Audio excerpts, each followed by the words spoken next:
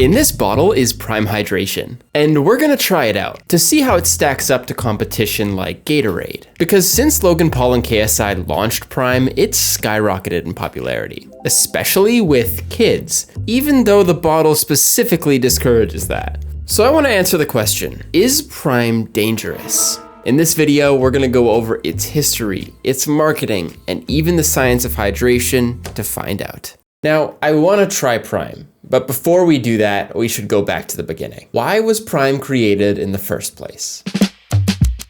Knowing who's behind this project, I thought I'd start by watching some videos. Back in 2021, Logan Paul's life was going perfectly. His podcast and YouTube channel were doing better than ever before. He just fought Floyd Mayweather in front of over 1 million people, and for the first time in his career, people were paying attention to him for something other than controversy, giving him the opportunity to plant seeds for his future. I think we need a timeline here.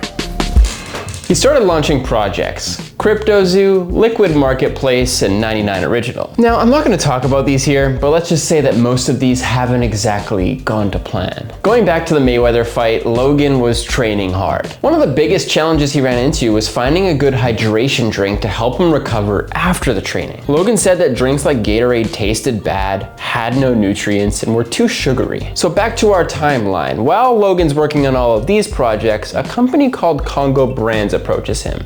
They worked on a lot of other creator drinks like this one and this one. So they worked together to develop the Prime flavors, recipe, and branding. I remember when Prime first released and I saw something like this in a store. I knew that Prime was gonna do well. It's so clean and eye-catching and distinguishable that it can do well outside of Logan Paul and KSI. Speaking of KSI, you see, going back to when Logan got in trouble in 2017, he turned to boxing. And the first person he fought was KSI in 2018. Back then, they hated each other. But since that time, they'd been able to actually build a relationship because their careers had been really similar. And that was when Logan knew that KSI would be a huge asset for Prime. He was also a boxer, an athlete, with an audience totally different from Logan's. And if they could partner, this drink would symbolize the end of a rivalry, helping Prime to represent something bigger. So once the partnership was finalized and the bottles were prepped, Prime launched in January of 2022. But even with all of that said, I'm still a little bit confused.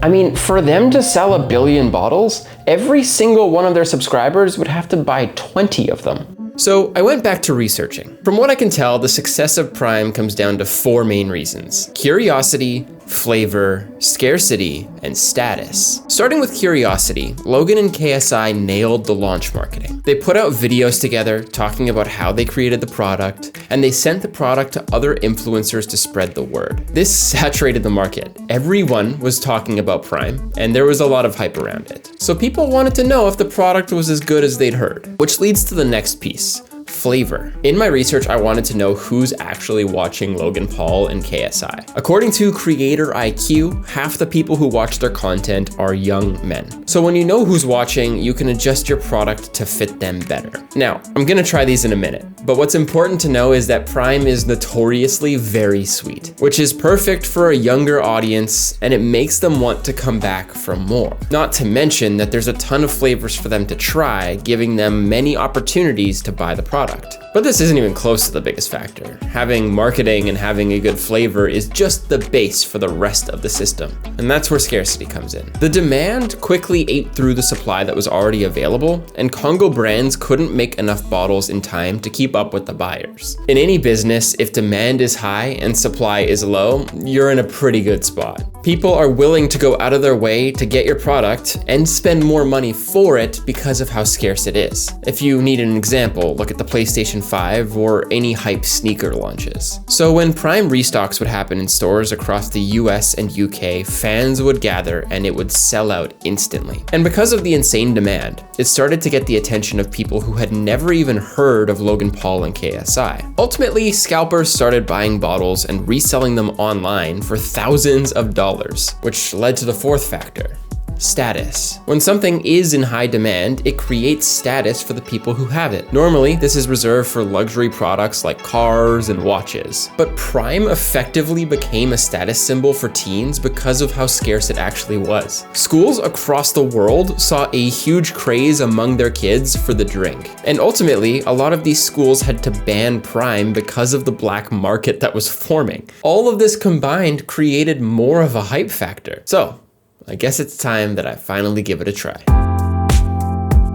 So I decided to head over to my local Walmart to pick up some Prime. I'm gonna pick up Prime as well as 2 other alternatives to compare the flavors. I don't know what happened, but I got so nervous in there because there was people around, there was employees, and I was like, I don't want to be that guy who's filming Prime bottles in a store, come on now. But goods acquired, $21 down. If you want to do the survey, I guess you can do that survey.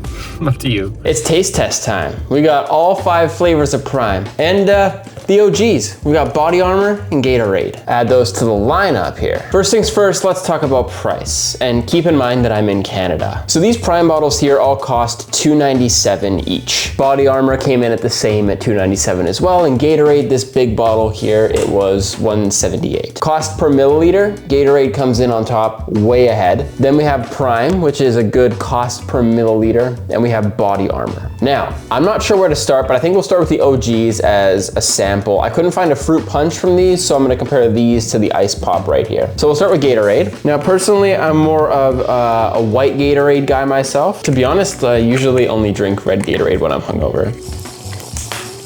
That's not too bad. Probably give this like a 5, 6 out of 10, 6 out of 10. Let's go to Body Armor next. I have to say on packaging, Body Armor definitely comes in last, and it is so full. Oh, it smells awful. That is not good. I did not expect to dislike that much. It's like a 4 out of 10. Wow, okay. And then we're gonna compare it to this one, Ice Pop. That's sweet. I'm gonna give that, and this is gonna be controversial, I'm gonna give that a 7 out of 10. I love sweet stuff. I feel like, well, you gotta try the rest of them though. Lemon Lime, I feel like is the one that sounds the least interesting to me. I feel like this smells like my floor cleaner. I don't know, it tastes so fake. Like it does not taste like lemon or lime. I would give that one like a 4 out of 10. Let's do this one. This is Blue Raspberry.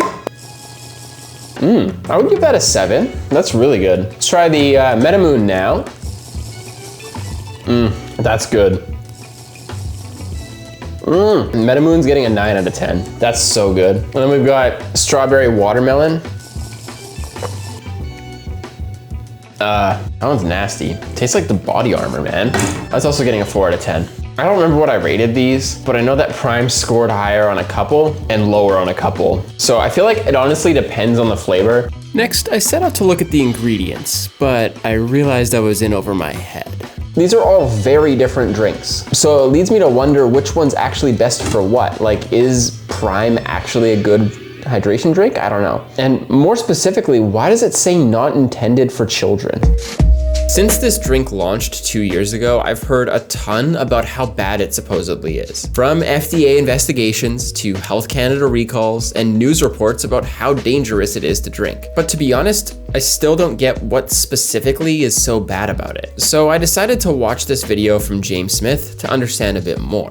It turns out that when we exercise, we lose both water and salt through our sweat. So hydration drinks are designed to replace what we lost and give us energy. Sodium is what we'd call an electrolyte, but these can also include potassium, magnesium, and calcium. But sports drinks also have sugar, or glucose, because it helps speed up the process of hydration. So from what I understand, and I'm no expert here, Prime is actually missing out on some key ingredients for hydration. Because the primary electrolyte in Prime is potassium, which is relatively weak in comparison to sodium. And the lack of glucose means that the hydration is slower and less effective. But if that's true, it just makes Prime a weak product. It doesn't mean that it's dangerous for kids. So let's take this another layer deeper. Looking at the wording, we start to get some answers. This product isn't gonna cause serious harm to kids in moderation, but in excess, it can cause issues. According to pediatricians, there's 3 main causes of concern, starting with vitamins and minerals. In Prime, there are very high levels of vitamins E and A, way more than is recommended for kids to get in a day. There's 2 different kinds of vitamins vitamins: water-soluble and fat-soluble. Fat-soluble vitamins can build up in the body, and surprise, surprise, E and A are those fat-soluble vitamins. In excess, this vitamin buildup can cause vitamin toxicity, which comes with a whole host of very bad symptoms. But on top of that, the base of this drink is made up of, like we mentioned, electrolytes and BCAAs, or branched-chain amino acids. These have benefits for adults, but for kids, there's a risk that excessive electrolytes can throw off the natural balance in the body. So overall, for most kids, these ingredients just provide no benefit. And the last factor comes down to sweetness. Because Prime is sugar-free, it's sweetened with sucralose, like most other sugar-free drinks. But sucralose is significantly sweeter than sugar, and over time this can lead to changes in a kid's appetite and dietary choices because of the excessive sweetness in their palate. Effectively meaning that too much sweetness can make them eat different things over time. With that said, most pediatricians agree that in moderation, this drink isn't going to cause any harm. But because of all the status, this warning has to exist so that kids aren't drinking 10 of these a day. So with one of my questions answered, I wanted to go back to the beginning. Why is Prime so popular? I think the answer is actually kind of simple. Even though Prime isn't the best at hydrating, it fits the markets from Logan Paul and KSI's videos. Most of them aren't elite athletes. They're everyday people looking for a reliable and tasty way to get extra hydration. Like I mentioned, I personally like Prime, and I think that so long as everyone understands what this drink actually does, it deserves the success that it's gotten. As Prime has taken on a life of its own, outside of Logan and KSI, it's become a staple that most of us see in every store. I just don't see that changing anytime soon. But what do you think of Prime? Let me know down below in the comments. I'm curious to hear your opinion. And once you're done with that, check out this video I made right here about the dangers of Zyn. See you next week.